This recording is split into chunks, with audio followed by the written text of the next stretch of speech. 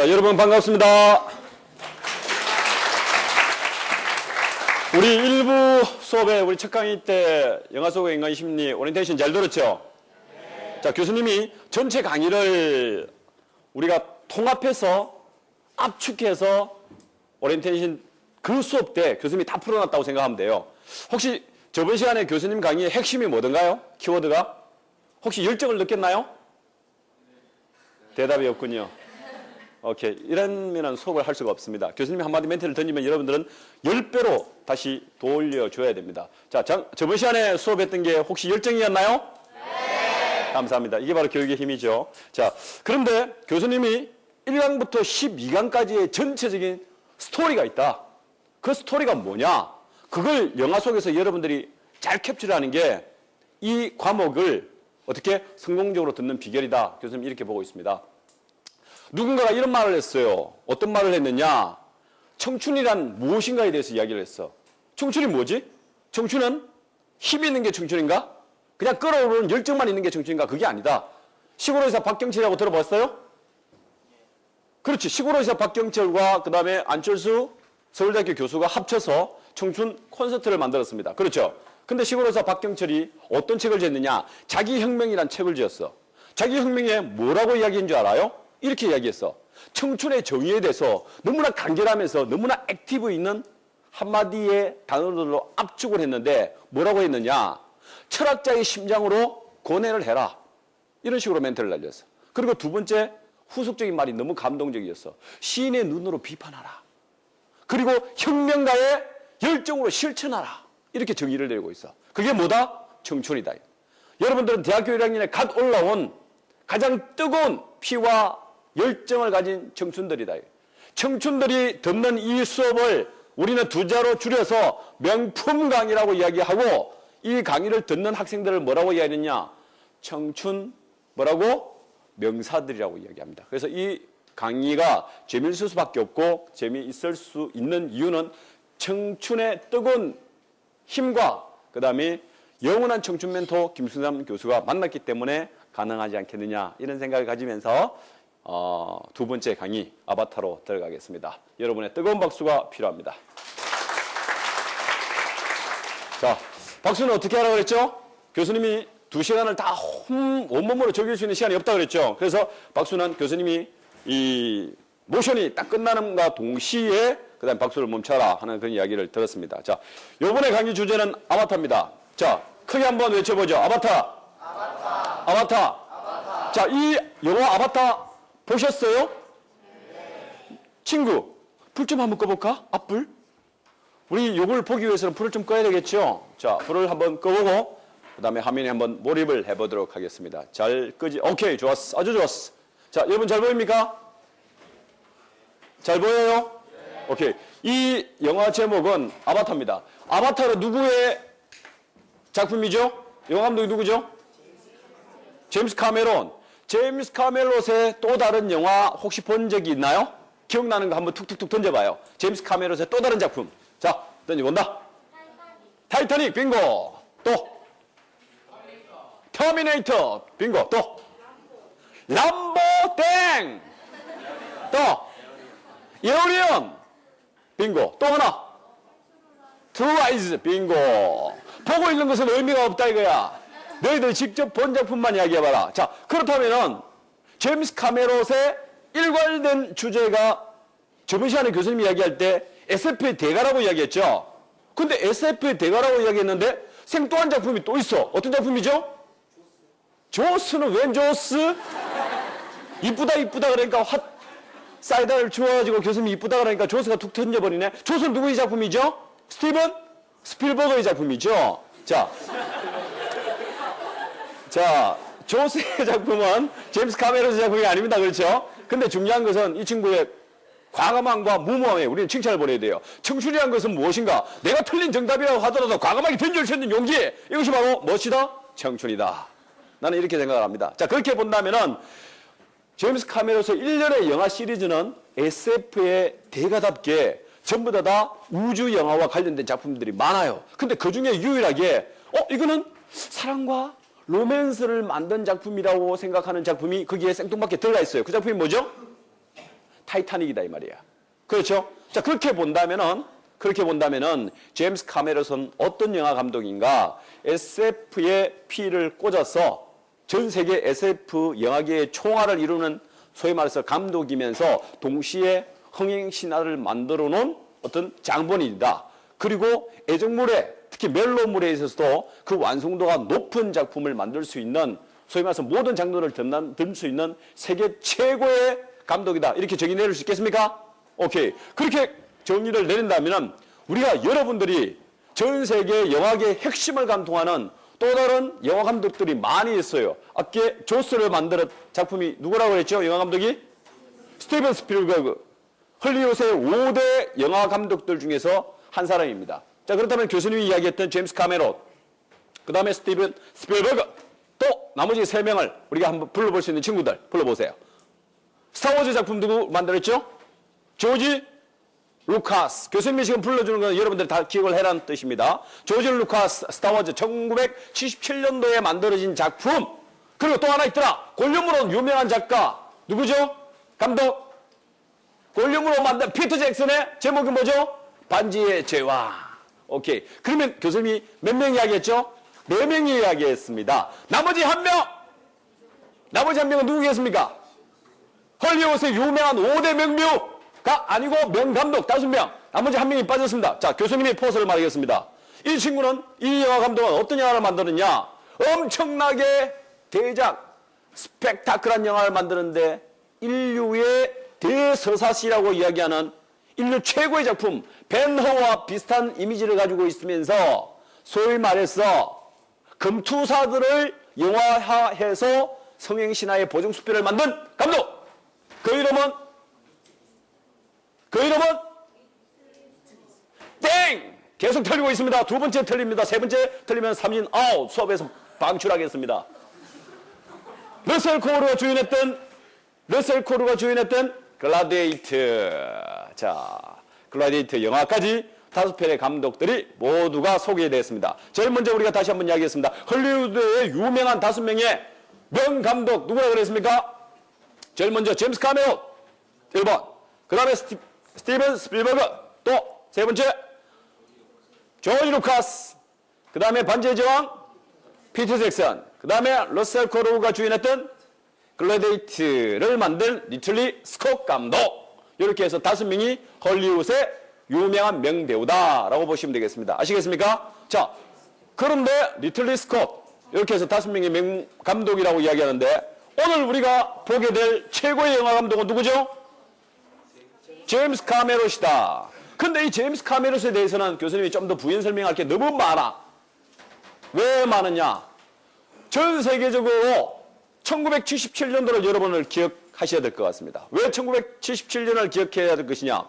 전 세계에서 젊은 어린아이들을 열광시킨 대표적인 SF 영화가 조지 루카스 감독의 뭐라고 했죠? 스타워즈다. 그런데 이 스타워즈를 만들 당시의 연도가 1977년도였는데 그때 이 제임스 카메론의 나이는 몇 살이었다? 고작 약관의 나이를 막 지난 22살밖에 되지 않았어요. 근데 이 제임스 카메론 감독이 22살 때부터 영원히 자기의 숙제로 갖고 있었던 게 뭐냐? 나는 언젠가는 세계가 깜짝 놀랄 만한 SF 영화를 만들겠다. 이런 가슴 속에 포부를 가지고 살았어요. 근데 포부를 가지고 살았지만은 능력과 실력과 현재 자기 모습이 어떻습니까? 그것을 실현할 수 있는 명감독으로서의 위치입니까? 아니면은 당시 아무도 알아주지 않는 트럭 운전기사의 직업이었습니까? 트럭 운전기사의 직업이었고 자기는 배운 것도 없고 그리고 자기에게는 능력도 없었어. 그런데 뭐만 갖고 있다? 열정과 꿈만 가지고 있었다. 열정과 꿈만 가지고 여러분들 모든 것을 이룰 수 있습니까? 아니죠. 중요한 것은 무엇이 필요하죠? 혁명가의 열정처럼 실천할 수 있는 자기 의지가 필요한데 그 의지는 그 당시에 없었어요. 그래서 제임스 카메론 감독은 절치부심하면서 내가 나의 실력을 만들 때까지 완성할 때까지 참자라고 이야기했어요. 그리고 나에게 자격을 준 1977년도에 조지 루카스가 만든 그 스타워즈를 보면서 눈물을 흘리면서 자기 아픔을 되새겼습니다. 언젠가는 이 조지 루카스가 만든 스타워즈를 넘어설 수 있는 세계 최고의 작품 SF 영화의 거장이 되겠다 생각하면서 트럭 운전기사를 하는 텀텀이에 무엇을 했느냐. 시나리오부터 시작해서 영화감독이 되기 위해서는 뭘 해야 되죠? 헐리우드의 최고의 정점이라고 이야기하는 CG 기법까지 모든 것을 혼자 스스로 마스터하기 시작했어요. 물론 처음부터 그걸 다 배웠느냐? 아니야. 처음부터 하나 찝어가면서 소위 말해서 영화계의 CG 거장이라는 타이틀을 들을 수 있는 능력을 갖출 만큼 밑바닥부터 전전했던 겁니다. 그래서 드디어 여러분들이 깜짝 놀라는 2009년도에 이 아바타를 창조할 수가 있게 된 것이죠. 자, 그런데 여기에 교수님이 뭐라고 이야기했느냐? 창조라고 이야기했습니다. 상상과 창조, 창조의 의미에 대해서 간단하게 짚고 넘어가죠. 자, 창조라는 것은 상상과 창조가 같습니까? 다릅니까? 상상과 창조가 같습니까? 다릅니까? 다르죠? 우리가 마음대로 상상을 할 수 있어도 창조는 쉽습니까? 어렵습니까? 어렵죠. 이 어려운 것을 현실적으로 실현하기 위해서는 무엇이 필요한가? 재배치가 필요하더라 이거야. 그래서 소위 말해서 제임스 카메론은 머리가 상당히 영악했어요. 이 아바타를 보면은 새롭게 만들어낸 창조가 아닌 새롭게 조합된 창조의 이미지들이 들어가 있더라 이거야. 자, 완전히 없던 것을 새롭게 만드는 것을 우리는 창조라고 이야기하지만은 또 다른 의미에서 본다면은 남들이 만들어놨던 거, 진부했던 거, 그리고 과거에 있었던 걸 새롭게 재탄생시키는 것도 창조라고 할 수 있습니까? 없습니까? 있죠. 새로운 의미의 창조라고 할 수 있습니다. 자, 이런 사례가 있습니다. 신경이의 스팀 다리기라고 하는 사람이 있습니다. 제조기라고 하는 사람이 CEO가 있어요. 유명한 CEO가 있어요. 이 신경이 씨는 어떤 사람이냐? 일반 주부예요. 아주머니예요. 그런데 한 번은 빨래를 해놓고 집에서 다림질을 하는데 다림질을 하면서 그 다음에 곧바로 청소를 해야 됐어요. 그런데 이 아주머니께서 다림질을 하고 청소를 하는 도중에 왜 청소를 하면서 왜 바닥에 누른 때 그 다음에 지워지지 않는 얼룩 이런 부분들은 떳떳한 그 물수건으로 빡빡 밀어야 잘 지워지죠. 그때 그 아주머니는 이렇게 생각했어요. 스팀 다리미를 개발한다면 얼마나 좋을까? 일반적인 밀대가 아니고 밀대에다가 스팀 기능이 나오는 스팀 기능까지 첨부된 밀대 대걸레를 만들면 얼마나 좋을까? 자, 이것은 상상이죠. 상상을 어떻게 창조를 하기 위해서는 무엇이 필요하죠? 여행 연습이 필요하죠. 이것을 아이디어로만 그치지 않고 직접 실현을 해봤어요. 그분은 일반 공무원, 일반 아주머니였는데 모든 것을 다 접어버리고 그 공문을 치워버리고 과감하게 던져버리고 나와서 창업을 하기 시작했어요. 그래서 전대미문에 새로운 아이템을 개발했는데 그 아이템이 뭐냐? 바로 스팀 다리기를 개발했던 거예요. 일반적으로 다리미에서 나오는 스팀과 그 다음에 청소기의 이 대걸레를 결합해서 스팀 다리미 청소기 밀대걸레를 만들어서 소위 말해서 200억, 300억 신화의 대신화를 이룩한 대한민국 최고의 아주머니 CEO예요, 여러분. 자, 그렇다면 이 대걸레라는 것은 어떻습니까? 단순한 다리미와 그 다음에 걸레의 기능에다가 무엇이 들어간 것이죠? 무엇이 들어간 것이죠? 스팀이란 게 기능이 첨가된 것이죠. 이것을 우리는 뭐라고 이야기한다? 새로운 어떤 패러다임의 창조라고 한다. R2D2의 의미는 무엇인가? 즉 이미지의 시프트가 이제는 필요한 시기가 됐다라고 보는 것이 바로 창조의 핵심적인 기능이 아니겠느냐 이렇게 이제 보고 있을 수가 있을 것입니다. 자, 그렇다면 이 아바타의 의미는 무엇인가? 아마 여러분들 파워포인트에 다 나와 있을 건데 보통 일반적으로 게임에 보다 보면은 아바타 분신이라는 의미가 있죠. 그 아바타, 즉 분신의 의미라는 것은 내려오다라는 말을 지닌 아바트르의 명사형인데 신이 지상에서 내려온다라는 그런 의미가 있습니다, 이게. 근데 이게 원래 용어는 산스크리트의 용어인데 이것이 이제 실제 3D 게임상으로는 나의 분신을 뜻하는 용어로 지칭된 것이 바로 아바타라고 할 수가 있습니다. 근데 이 아바타의 의미를 제임스 카메론 감독은 영화 제목으로 과감하게 차용하면서 이것을 현실 생활에서 보이는 부분들이 아니고 현실의 나와 그 다음에 가상의 인물의 또 다른 인물을 결합해서 만든 나비족의 아바타라고 해서 하이브리드 인간형을 새롭게 창조한 것이 뭐다? 아바타의 실제적인 영화 속의 주인공이다라고 보시면 되겠습니다. 자, 그렇다면 이 타이타닉 감독은 어떤 작품을 남겼느냐 하는 이런 어떤 스토리가 뒤에 파워포인트 상에서 보여줄 겁니다. 자, 아바타와 제임스 카메론 1977년도의 의미는 2009년에 아바타가 완성되기 전까지 절취부심한 제임스 카메론의 흘러버린 시간이 아니고 잃어버린 시간이 아니고 되찾는 시간이었다라고 보시면 되겠습니다. 자, 그리고 이 작품은 제임스 카메론의 또 다른 전작들이 있습니다. 자, 큰 소리로 한번 외쳐보겠습니다. 터미네이터. 1991년도에 만들어졌죠. 람보 2. 1994년에 만들어졌죠. 그 다음에 에어리언 2. 그 다음에 터미네이터 2. 트로라이즈 타이타닉까지 이어졌는데, 자, 터미네이터가 1991년도에 나왔습니다. 그리고 7년 뒤에 터미네이터 2가 정확하게 언제 나왔냐? 죄송합니다. 1984년도에 터미네이터 1이 나왔고, 그 다음에 91년, 7년 뒤에 터미네이터 2가 나왔습니다. 터미네이터 1과 터미네이터 2의 가장 큰 차이점은 뭐죠? 기법상에 있어서 어떤 인물이 나왔죠? 미래의 소위 말해서 로봇 전사가 지구상에 와가지고 미래의 지도자를 잉태한 그 어머니를 암살한다는 그런 스토리가 되어 있죠. 그런데 동일한 영화의 스토리지만은 터미네이터 1과 터미네이터 2의 가장 큰 차이점은 즉 컴퓨터 그래픽상에 있어서 혁신적인 진보를 가져왔다. 소위 말해서 터미네이터 2는 어떤 로봇 인간형이 나오죠? 액체형 로봇 인간형이 나오죠. 그 액체형 로봇 인간형이 7년이라는 기간 동안에 제임스 카메론이 만들어 놓은 소위 말해서 하이브리드 인간형의 새로운 전형이었고 컴퓨터 그래픽의 신기원을 일으켰던 그런 시점이라고 볼 수 있습니다. 그래서 여러분들은 단순하게 그걸 보지 말고 1991년도가 과연 이 제임스 카메론 감독이 창조한 또 다른 캐릭터, CG 캐릭터의 세상에서 어떤 캐릭터로 등장했느냐, 이걸 여러분들이 주목을 하셔서 잘 보셔야 된다 하는 의미가 있습니다. 그래서 요 지금 화면은 여러분들에게 이야기했던 헐리우드의 유명한 명 감독 5명이 있습니다. 자, 조지 루카스 스타워즈를 만들었고, 그 다음에 아바타를 만든 제임스 카메론, 그 다음에 스티븐 스필버그의 라이언 1번 구하기가 있죠. 그 다음에 피터 잭슨의 반지의 제왕, 그 다음에 리틀리 스콧 감독이 만든 어떤 작품이죠?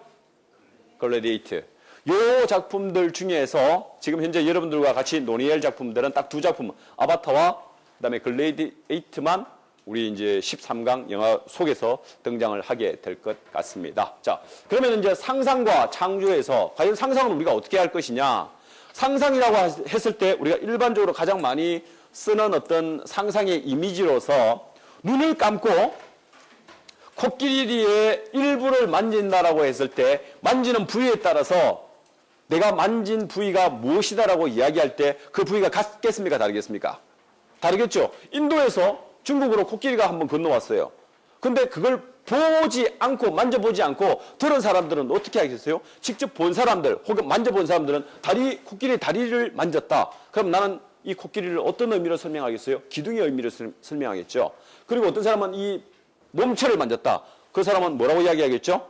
나는 코끼리의 이미지를 벽과 같은 이미지를 느꼈다. 아니면 코를 만졌으면 뭐라고 하겠죠? 긴 기둥을 만졌다. 이런 식으로 얘기를 할 수 있겠죠. 그러니까 상상이라는 것은 자기 머리에서 상상하는 이미지들이 결합돼서 또 다른 어떤 마음대로 자기의 어떤 상상의 나래를 펼친다 해서 상상의 이 상자가 사람 인과 그 다음에 코끼리 상자를 합쳐서 바로 상상하다는 이 상자로 나온다는 사실을 알고 계시면 될 것 같습니다. 자, 그렇다면 제임스 카메론 감독은 이 아바타에서 어떤 재미난 상상을 했느냐 하는 것이 상당히 중요하겠죠. 그런 의미에서 등장하는 산이 있습니다. 자, 아바타 영화를 보면은 주인공 제이크 셜리가 결국에는 나비족이 되어서 그 다음에 이제 나비족이 가장 애용하는 하늘을 나는 새가 있습니다. 그 하늘에 나는 새를 뭐라고 하죠? 이크란이라고 하죠. 그 이크란을 자기 것으로 완벽하게 만들기 위해서 산으로 올라가는데 어떤 산으로 올라가느냐? 자기장이 엄청나게 많은 붕붕 떠다니는 섬을 만나게 돼요. 이 섬을 우리는 뭐라고 이야기한다? 할렐루야 산이라고 이야기합니다. 맞습니까? 할렐루야 산으로 올라가는데 이 할렐루야 산을 보면은 어디서 많이 본 듯한 이미지가 상당히 많아. 그래서 교수님도 고민을 했어. 과연 이 아바타에 나오는 제임스 카메론이 창조했다라고 이야기하는 이 할렐루야 산은 과연 어디에서 캡처를 했을까? 가져왔을까? 그걸 교수님의 모든 자료를 다 뒤져보니까 오히려 너무 쉬운 데 있었어요. 그게 어딨냐? 자, 맨 왼쪽에 보면 르네 마그리트, 즉 벨기에의 유명한 화가라고 하는 이 르네 마그리트가 그린 초현실주의 작품을 보면은 피레네 성이라고 하는 작품이 있는데 그 작품을 보면 바다에 뭐가 떠 있죠? 거대한 바위가 떠 있죠. 그리고 거대한 바위 위에 뭐가 있습니까? 성이 그려져 있습니다. 이것을 뭐라고 이야기했느냐? 초현실 기법이라고 이야기하는 겁니다. 초현실 기법의 대표적인 소위 말해서 화가의 한 사람을 꼽는다면 샬보드 달리를 꼽고 있죠. 샬보드 달리는 어떤 사람인가? 전혀 생뚱맞은 그림과 그림들을 가져와 가지고 하나의 장면 속에 집어넣고 현실적으로, 즉 상상의 이미지를 그림으로 그대로 그려놓은 걸 초현실주의적인 그림이라고 이야기하는데, 그 대표적인 작가가 샬보드 달리하고 르네 마그리트다. 르네 마그리트의 대표적인 작품이 뭐다? 피레네 성인데, 이 작품에서 가져오지 않았을까 하는 생각을 해봤어요. 근데 중요한 것은 여기에 미술 기법 중에서, 자, 교수님이 불러주는 이야기를 적으세요. 데페이즈만 기법이라고 하는 게 있어요. 데페이즈만 기법은 뭐냐? 데페이즈만 기법은 전혀 모르는 사물과 사물들을 결합을 해서 한 장면에 그려놓는 기법을 데페이즈만 기법이라고 하는데, 이것은 미술 용어에서 나오는 사전이에요. 사전적 정의라고 합니다. 이 데페이즈만 기법을 그대로 재현했는데, 이 데페이즈만 기법을 영화 속에서 재현한 인물이 누구다? 제임스 카메론 감독이다. 그런데 나는 이 미술사 속에서만 소위 말해서 이 할렐루야 섬이 보이는 줄 알았는데 그게 아니었어요. 일본의 유명한 최고의 영화 감독이라고 이야기하는 소위 말해서 애니메이션의 거장 누가 있죠? 미야자키 하야오 감독. 여러분 영화 많이 봤죠? 최근까지 나온 최고의 작품이 뼈녀라고 하는 작품 봤어요? 자, 그 작품까지 있는데 여기에 보면은 1986년에 나온 천공의 섬 라푸타라고 하는 거 혹시 여러분 보셨어요? 많이 봤죠? 거기에 나오면은 이 천공의 섬 라푸타, 여기에 등장하는 섬이 할렐루야 섬하고 이미지가 비슷해요. 그래서 교수님이 이거하고 비슷한가 싶어서 또 다른 걸 찾아보니까 미야자키 하야오 감독의 2004년도에 하울이 움직이는 성을 보니까 역시 마찬가지 기계와 그 다음에 거대한 성이 결합되어 있는 이런 할렐루야 섬과 같은 비슷한 이미지의 상징물이 존재를 하더라. 그리고 또 다른 작품이 있는가 싶어서 찾아보니까 있어요. 그게 어떤 작품이냐? 자, 이 작품을 보면은 3D 온라인 게임의 아이온이라고 혹시 여러분 해보셨어요? 아이온 게임을 보면은 여기에 등장하는 모든 컨셉과 그 다음에 섬들이 우리가 봤던 아바타에 등장하는 이미지와 거의 비슷합니다. 그리고 그것만 있는 줄 알았는데 아바타 영화를 보면은 여기에 등장하는 소위 말해서 그 퀴네지 대령이 타고 오는 반인간형 로봇 보셨죠? 사람이 직접 들어가서 조정하는 이 로봇은 나는 어디서 많이 봤는가 고민하고 있으니까 1978년도 미래소년 코난에 등장하는 다이소 선장이 조정했던 그런 로봇하고 이미지가 너무 비슷한 거예요. 맞습니까? 자, 그렇다면 이 제임스 카메론 감독이 창조한 퀴리지 대령이 타고 있던 이 인간형 로봇은 어디에서 벤치마킹했다? 바로 미래소년 코난이 등장했던 다이소 선장이 조정했던 이런 캐릭터와 이미지가 비슷하다고 우리가 생각해 볼 수 있죠. 이것만 있는 줄 알았는데 또 있더라. 즉 하늘을 막 날아다니는 이런 이크라라는 새의 이미지는 어디에 있느냐 해서 교수님이 미야자키 하야오 감독의 작품들을 쫙 훑어보니까 바람계곡의 나우시카 2000년대에 나왔던 이 비행선하고 이미지가 비슷하더라. 그런데 바람계곡의 나우시카의 가장 큰 차이점은 뭐죠? 하나는 직접 동물이고 하나는 기계로 만들어진 애니메이션 작품이다. 이 차이밖에 없고 나머지는 다 동일하더라. 자, 결국 이렇다면은 제임스 카메론이 창조한 어떤 할렐루야 산이라는 것은 새롭게 창조된 겁니까? 아니면 기존에 있는 것들을 패러디해서 소위 말해서 감독이 재편성한 그런 창조된 조형물입니까?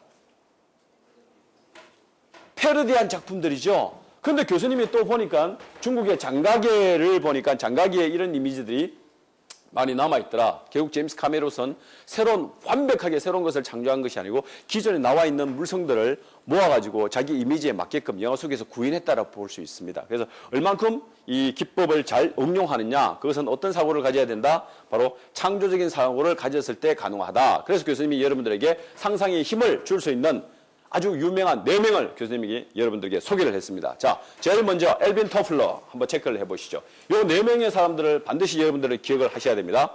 엘빈 토플러가 지은 유명한 책 중에서 제3의 물길이라는 것이 있습니다. 자, 엘빈 토플러를 보시면은 교수님이 땡땡땡 사고라고 해놨습니다. 이 앞에 들어가는 용어는 뭐가 들어가면 좋겠습니까? 엘빈 토플러가 했는 땡땡땡 사고. 자, 이것은 뭐라고 적어 놓느냐? 통합적 사고라고 적어 놓으시면 되겠습니다. 엘빈 토플러가 8년 전에 우리 한국에 와서 강의를 1시간 정도 했어요. 1시간 정도 강의를 했는데 교수님이 그때 뭐라고 이야기했죠? 이 엘빈 토플러가 우리나라에 1시간 정도 강의했는데 그때 1시간 강의하고 나서 받아갔던 강의료가 무려 얼마나 그랬죠? 한 8천만 원 정도 된다고 그랬습니다. 대단하지 않습니까?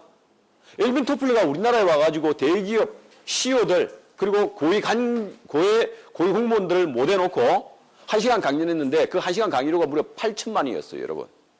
놀라지 마십시오. 미국의 대통령들이 만약에 우리나라에 와서 1시간 강연하면 한 1억 5천 정도 됩니다, 여러분. 그래서 여러분들 돈 많이 벌고 싶으면 대통령 되면 돼요. 그래서 걱정하지 마시고 인생은 항상 도전하는 자에 있다 하는 걸 알고 계시고. 근데 이 엘빈 토플러는 뭐라고 했느냐? 8년 전에 우리 한국에 와가지고 통합적 사고를 이야기했어요. 즉 21세기의 새로운 패러다임의 문명의 핵심을 건드리기 위해서 1시간 동안 강의를 뭐라고 했느냐? 우리 한국에 와서. 그리고 우리 한국의 유명한 CEO들이 그 사람의 강의를 1인당 200만 원씩 내면서 무엇을 듣기를 요구를 했느냐? 원했느냐? 딱 한 가지입니다. 21세기가 앞으로 어떻게 변화할 것이냐?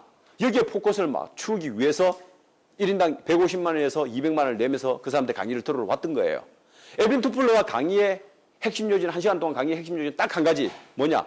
21세기의 지식의 전문화라는 것은 이제는 수직적 사고 가지고는 안 된다. 수평적 사고를 해야 된다. 이걸 이야기를 했습니다. 과거의 지식의 전문화라는 것은 내가 알고 있는 분야를 무조건 땅으로 깊이 있게 파고만 들어갔으면 됐습니다만은 이것을 관점 바꾸기로 해서 새롭게 본다 그러면은 수직적 사고라는 것은 뭡니까? 수직적 사고라는 것은 이걸 관점 바꾸기 위해서 본다면은 내가 깊이 파고 들어간 만큼 상대방이 봤을 때는 어떻습니까? 나와 상대방의 벽을 더 견고하게 만드는 그런 장치를 만들 수 있죠. 이런 사고는 안 된다는 것이죠. 그래서 엘빈 토플러는 8년 전에 우리 한국 사람들에게 무엇을 강조했냐? 이제는 수직적 사고를 벗어나서 수평적 사고를 해라라고 요구를 하고 있습니다. 수평적 사고라는 것은 핵심 키워드는 이겁니다. 내가 알고 있는 분야와 남들이 알고 있는 지식의 전문화를 네트워크로 연결해서 통합적 사고를 하는 것이 바로 수평적 사고의 핵심이라는 뜻입니다. 그래서 교수님이 여기 보니까 수평적 사고의 또 다른 사람들이 뭐 있느냐? 에드워드 드보노가 이야기했던 수평적 사고의 핵심 키워드가 있더라. 자, 엘빈 토플러는 통합적 사고, 에드워드 드보노는 수평적 사고를 해라라고 되어 있습니다. 자, 알렉세이 브로도비치는 뭐라고 요구를 했느냐? 이 모든 사람들, 즉 엘빈 토플러와 나머지 세 사람들, 엘빈 토플러를 제외해놓고 나머지 세 사람들은 세계적으로 유명한 편집 디자이너의 소위 말해서 혁신적인 이론가들입니다. 여기서 중요한 것은 알렉세이 브로도비치는 땡땡땡 오퍼너라고 이야기했어요. 그건 뭐느냐? 앞에 땡땡땡에 들어갈 정확한 용어는 캔 오퍼너라는 뜻입니다. 자, 교수님이 이 음료수를 마시기 위해서 캔에 뚜껑을 딱 열었죠. 열으면서 소리가 나는 게 뿅 하면서 소리가 나죠. 캔 오퍼너 방식이라는 것은 여러분들의 사고를 닫힌 예를 들어서 캔 음료수 병처럼 만들지 말고 따는 순간 반짝하면서 나올 수 있는 이런 어떤 아이디어를 창조하라 하는 의미에서 캔 오퍼너 방식을 만들었던 것입니다. 그리고 이 사람은 즉 알렉세이 브로도비치는 또 뭐라고 했느냐? 어스타심이라고 해가지고 나를 놀래켜라 이 말이야. 일반적인 사고를 하지 말고 기발한 상상을 해서 나를 자극시켜라 이렇게 이야기를 했어요. 그러고 보니까 얼마 전에 돌아가셨던 유명한 애플사의 창업주 누구죠? 스티븐 스필버그가 이런 이야기를 했어요. 내가 만약에 스티브 잡스군요. 영화 감독 이야기 하다 보니까 이 잡스 형님을 빼먹었습니다. 이해해 주시기 바랍니다. 이거는 편집 안 하고 그냥 여과 없이 바로 나갑니다. 교수님이 틀려도 여러분들은 중간에 지경만 잘 해주시면 돼요. 스티브 잡스가 뭐라고 했느냐? 내가 만약에 단 반나절만이라도 누구와? 철학자 소크라테스와 대화를 나눌 수 있다면 나는 애플이 가지고 있는 모든 지식을 통째로 다 넘겨주겠다고 얘기했습니다. 그만큼 무엇을 요구했다? 인문학적인 상상력을 요구했다. 그래서 여러분들이 이 영화를 왜 강의를 듣느냐? 핵심 키워드는 딱 한 가지다. 뭐냐? 즐거운 상상을 가지기 위해서, 인문학적 상상을 가지기 위해서 이 영화의 어떤 키워드를 보게 된다라고 보시면 되겠습니다. 자, 그리고 이제 이모션 캡처를 한번 보겠습니다. 일반적으로 아바타 영화가 다른 피터 잭슨이 만든 반지의 제왕 등등과 가장 큰 차이점이 나는 것은 바로 이 이모션 캡처 기법에 있다라고 보시면 되겠습니다. 자, 근데 여기에 보면은 여러분들 모션 캡처는 들어보셔도 이모션 캡처는 잘 안 들어봤죠? 그 이전의 모든 CG, 즉 컴퓨터 그래픽 작품들은 모션 캡처였어요. 무슨 말이냐? 하나의 동작을 완벽하게 컴퓨터상에서 재현하기 위해서 내 몸에 센서를 달아가지고 그 센서를 컴퓨터화해서 CG로 작업하는 걸 우리는 모션 캡처, 즉 동작 캡처라고 이야기합니다. 근데 여기에 아바타를 만든 제임스 카메론은 E를 붙여서 이모션 캡처, 즉 감정 캡처라고 했어요. 왜 이것을 만들었냐? 아바타의 가장 큰 CG 기법의 가장 큰 특징은 뭐냐? 표정이 살아있다는 거죠. 그 이전의 모든 예를 들어서 모션 캡처들은 가장 큰 단점이 표정을 완벽하게 살릴 수는 없었는데 제임스 카메론 감독은 얼굴에다가 무엇을 소형 카메라를 달아서 얼굴 표정까지 완벽하게 CG화해서 만드는 작품을 성공시켰다. 물론 이 작품을 완벽하게 성공시키기 위해서는 전작에 패러디한 작품이 있었죠. 그것이 바로 뭐다? 1994년에 피터 잭슨이 만든 반지의 제왕에서 골룸 역할을 했던 그 CG 기법을 어느 정도 패러디화해서 만든 것이 바로 아바타의 인간형이다라고 보시면 되겠습니다.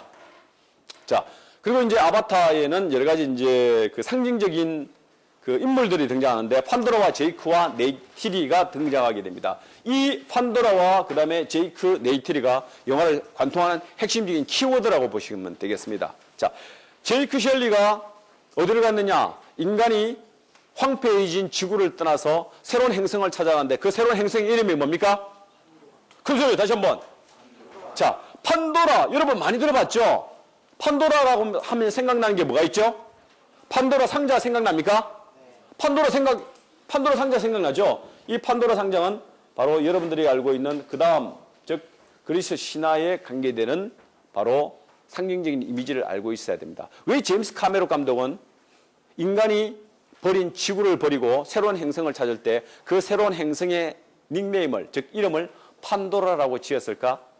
영화의 상상력은요, 단계 없어요. 영화 감독의 의도를 알면 돼요. 영화 감독의 의도를 알기 위해서는 거기에 붙여진 소위 말해서 닉네임, 제목을 정확하게 간파할 수 있으면 그 영화의 반은 다 읽어낸 거나 마찬가지입니다. 자, 판도라라는 그리스 신화에 어떤 의미가 있느냐? 제우스가 인간이 교활해지지 않기 위해서는 절대로 인간에게 주지 말아야 될 몇 것을 지었어요. 그 중에서 제우스 신이 그리스 신의 최고 대빵이라고 이야기하는 이 제우스 신이 인간이 교활해지기 위해서, 즉 문명인이 되기 위해서 절대 주지 말아야 될 뭐다? 불을 인간에게 주지 말라고 이야기했는데 이 불을 준 그리스 신화에 나오는 등장하는 신이 있습니다. 그 신을 우리는 프로메테우스라고 이야기합니다. 프로메테우스는 인간하고 아주 가깝게 지낸 인간관계로 말미암아서 인간을 좀 더 도와줄 목적에 소위 말해서 그 불의 수레바퀴에 있는 이 불구덩이 속에서 불을 가져다가 제우스 몰래 인간에게 불을 주게 됩니다. 자, 그렇다면 이 불이라는 것은 인간에게 어떤 의미가 있느냐? 이걸 여러분들이 잘 아셔야 돼요. 인간에게 불의 발견이라는 것은 새로운 문명의 눈뜸을 의미하고 있습니다. 그렇죠? 이걸 제우스는 막았던 이유는 인간이 교활해지고 신을 경멸하지 않기 위해서 불을 막았던 겁니다. 그런데 프로메테우스가 불을 훔쳐서 누구에게 줬죠? 인간에게 주는 순간 인간의 문명은 시작된 거예요. 신을 우습게 보기 시작한 거예요. 자, 그런 의미에서 본다면 제우스 신은 불을 훔쳐서 인간에게 갖다 준 프로메테우스가 이쁘게 보이겠어요? 믿게 보이겠어요? 믿게 보이고 싶죠? 얼마나 믿게 보이겠습니까? 그래서 이 프로메테우스를 용서를 할 수 없었어. 그래서 제우스 신은 곧바로 진지에 들어갑니다. 프로메테우스를 잡아오라고 명령을 합니다. 결국 프로메테우스는 잡혀서 신들이 감내할 수 없는 최고의 형벌을 받게 되는데 어떤 형벌을 받게 되느냐? 카프카스 바위라고 해가지고 그 높은 바위산 언덕에서 하루에 매번 한 번씩 거대한 독수리가 날아와서 자기의 심장을 쪼아먹는 그런 형벌을 받게 돼요. 하루 종일 쪼아먹는 거야. 얼마나 아프겠어. 근데 중요한 것은 그 다음날 자고 일어나면 없어졌던 심장이 또다롭게 생성이 돼서 그 다음날 처음부터 다시 시작되는 거야. 그걸 영원히 받게 되는 카프카스의 형벌을 받게 되는 거예요. 그걸 프로메테우스가 알게 돼요. 프로메테우스가 머리가 상당히 좋기 때문에. 그래서 자기 식구들을 용서하지 않을 것이다라는 걸 알고 프로메테우스는 동생인 누구에게? 바로 에피메테우스에게 미리 말을 해주게 돼요. 제우스라는 사람이 신이 아주 강교하기 때문에 나만 벌 주는 것이 아니고 내 동생인 에피메테우스 너에게도 벌을 내릴 것이다. 그런데 제우스는 상당히 강교한 신이기 때문에 어떤 형태의 벌을 줄지는 모른다. 그래서 동생인 에피메테우스에게 이렇게 이야기하죠. 혹시 제우스가 너에게 어떤 선물을 주면은 절대로 받지 말라. 신신당부를 하게 돼요. 그렇지만 에피메테우스는 그걸 형의 안타까운 그 부탁을 받아들여야 되는데 그때서는 처음에는 예라고 해놓고 나중에 잃어버려요. 왜? 에피메테우스의 이름의 의미는 뭐냐? 나중에 깨닫는 자, 이런 의미가 있습니다. 무슨 뜻인지 알겠죠? 형님이 이야기한 거는 알지만은 그걸 또 잊어버려요. 나중에 깨닫게 되죠. 그래서 제우스가 어떤 선물을 주느냐? 이 에피메테우스에게 가장 필요한 선물을 주는데 에피메테우스가 그때 결혼을 하지 않았기 때문에 아름다운 여인을 선물로 주는 거야. 그 여인이 뭐다? 판도라야. 그 판도라를 빚은 사람 신이 뭐다? 바로 누구다? 헤파이스토스라는 신으로 하여금 진흙으로 무엇을 빚게 한다? 아름다운 여인을 빚게 하는데 이 아름다운 여인을 빚게 하고 나서 선물을 주는 거야. 각기 신들을 불러 모아가지고 자, 판도라라는 여신을 만들었다. 이 여신에게 신들이 갖고 있는 선물을 하나씩 줘라. 제우스, 나는 이 여인에게 호기심을 주겠다. 호기심의 선물을 주는 거야. 그리고 아프로디테, 미의 여신이라고 하는 이 미를 가지고 있는 여신은 이 여인에게 뭘 주느냐? 아름다움을 주는 거야. 그죠? 그리고 아테나 신은 이 여인에게 무엇을 주느냐? 지혜를 주는 거야. 이런 식으로 해서 전부 다 선물을 다 가졌다라고 해서 이 여인의 이름이, 즉 판도라 여인의 이름이 모든 것을 다 가진 여인이라는 의미가 함축되어 있습니다. 근데 이 판도라는 절대 상자를 판도라를 보내주면서 제우스가 선물을 하나 주는 겁니다. 그리고 이 선물은 이 상자는 절대 열어보지 말라라는 부탁을 함께 남기면서 에피메테우스에게 여인을 보내는데 나중에 신혼 살림할 때는 몰라요. 둘이서 남자하고 여자가 너무 재밌게 잘 지내니까. 근데 나중에 이 호기심 때문에 판도라의 상자를 판도라가 열어봅니까? 안 열어봅니까? 열어보죠. 근데 열어보는 순간 갑자기 뭔가 두다닥 하고 튀어나오는데 판도라가 너무 놀라가지고 뚜껑을 탁 닫게 되는데 그 뚜껑 속에 남아있는 마지막 나오지 않은 것이 바로 희망이더라 이거야. 그래서 나온 것은 무엇이다? 인간이 고통을 겪고 있는 전쟁과 그 다음에 아픔, 질병과 고난, 시기 이런 부분들만 다 튀게 나와서 인간이 영원한 고통을 겪게 된다는 의미고 나머지 남아있는 판도라의 상자에 남아있는 마지막 남아있는 상징적인 메타포는 뭐다? 바로 희망만 남아있더라. 그래서 이 섬의 이름을 왜 행성의 이름을 판도라라고 지었느냐? 인간이 가지지 못한 또 다른 어떤 삶의 희망 그것을 갖다가 찾는 또 다른 지구의 대안으로서의 상징적인 의미가 있다라고 해서 판도라의 이름을 붙였다라고 의의를 부여하시면 될 것 같습니다. 여기서 여러분들에게 가장 필요한 것은 무엇이냐 생각해 보니까 10분간 휴식이 제일 필요하겠다 생각이 듭니다. 10분간 휴식!